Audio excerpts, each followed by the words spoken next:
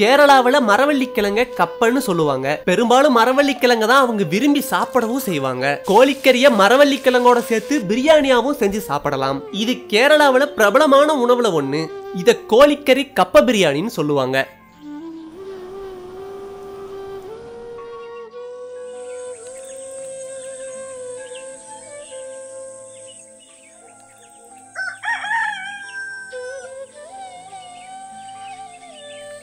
கேரளாவுல பிரபலமான கோழிக்கறி கப்ப பிரியாணி செய்யறதுக்காக 3/4 கிலோ மரவள்ளிக்கிழங்கு எடுத்துக்கிட்டோம்.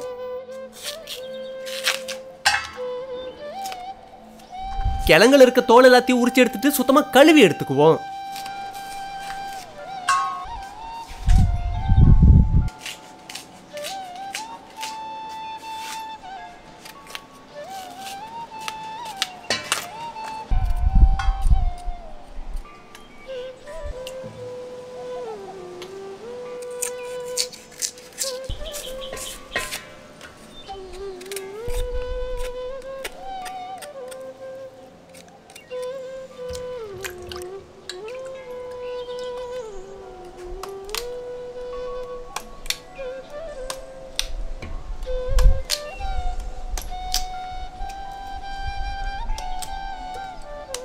கழுவுன கிழங்கு இப்ப இந்த மாதிரி சின்ன சின்ன துண்டுகளா நறுக்கி எடுத்துக்குவோம். கிழங்குக்கு நடுவுல இருக்க வேறு பகுதி சாப்பிடும் போது தொந்தரவா இருக்கும். அது மட்டும் தேவையில்லை.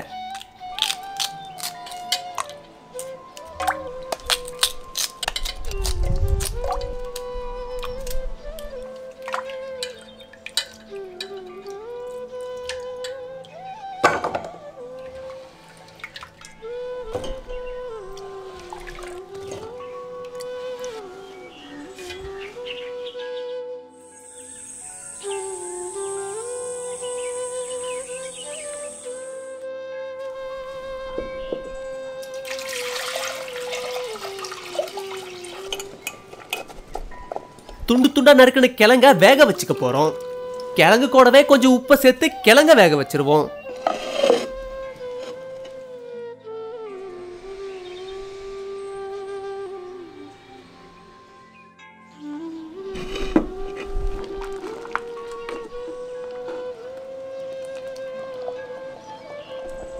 மரவள்ளிக்கிழங்கு இப்ப அருமையா வெந்துடுச்சு. அதுல இருக்க தண்ணியை மட்டும் வடிச்சு எடுத்துருவோம்.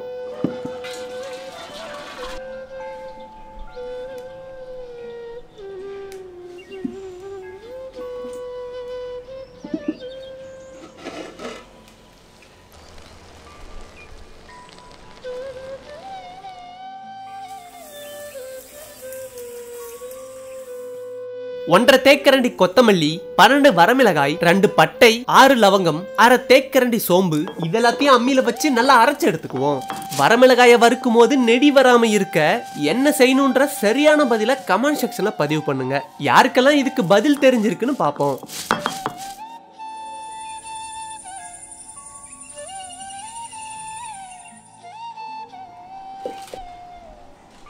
இப்ப 4 தேக்கரண்டி எண்ணெயில கொஞ்சம் சோம்பு, கறிவேப்பிலை,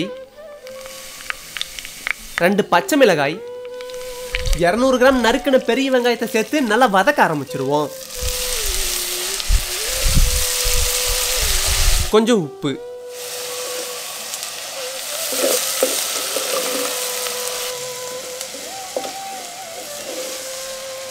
வெங்காயம் நல்லா வதங்கினதும் 2 தேக்கரண்டி இஞ்சி பூண்டு விழுத சேர்த்துக்குவோம்.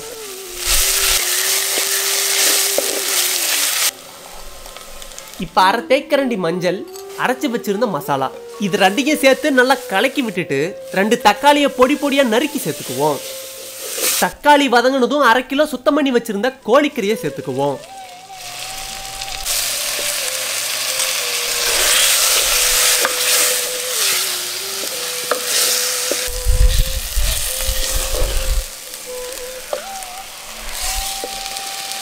இப்ப 1 லிட்டர் தண்ணியை ஊத்தி கோழிக்கறியை நல்லா வேக வச்சிருவோம்.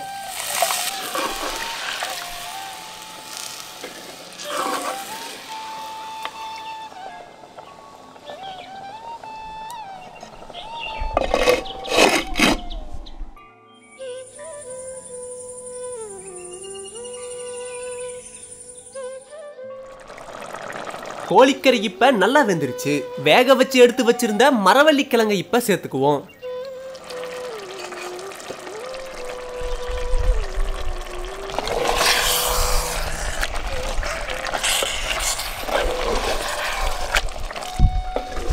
சேர்த்துக்கிட்ட கிழங்க கறியோட சேர்த்து நல்லா கலக்கிட்டு இறக்கிடுவோம்.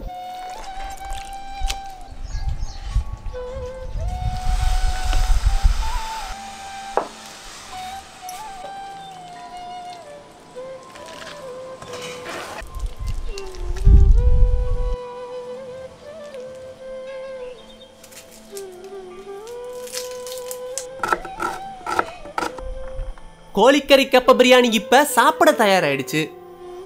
எலும்பில்லாத கோழிக்கறியை சேர்த்துக்கிட்டோம்னா சாப்பிடும் போது சிரமம் இருக்காது.